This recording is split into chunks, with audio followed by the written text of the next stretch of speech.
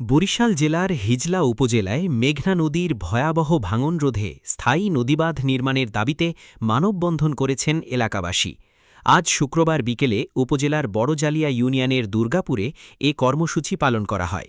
বরিশালের হিজলা উপজেলার দুর্গাপুর থেকে গুয়াবাড়িয়া ইউনিয়নের কালিকাপুর পর্যন্ত নদী ভাঙন কবলিত এলাকা। মেঘনার করাল গ্রাসে প্রতি বছর বিলীন হচ্ছে ঘরবাড়ি, বাবা মায়ের কবর, ফসলি জমি ও গুরুত্বপূর্ণ স্থাপনা। এ সময় উপস্থিত ছিলেন হিজলা উপজেলা বিএনপির সিনিয়র যুগ্ম আহ্বায়ক আলতাব হোসেন খোকন, নদী ভাঙন রক্ষা কমিটির আহ্বায়ক মাহাতাব শিকদার, সদস্য সচিব কামাল সর্দার, আলতাব সর্দার, কবির শেখ, লোকমান সর্দার, রুমা খাতুন, শাহজাহান সিরাজ সহ অন্যান্য নেতৃবৃন্দ। মানববন্ধনে স্থানীয়রা মাননীয় প্রধানমন্ত্রী তারেক রহমান এবং নৌপরিবহন ও সেতু প্রতিমন্ত্রী জনাব রাজীব আহসানের কাছে নদী ভাঙন রোধে দ্রুত কার্যকর পদক্ষেপ গ্রহণের দাবি জানান।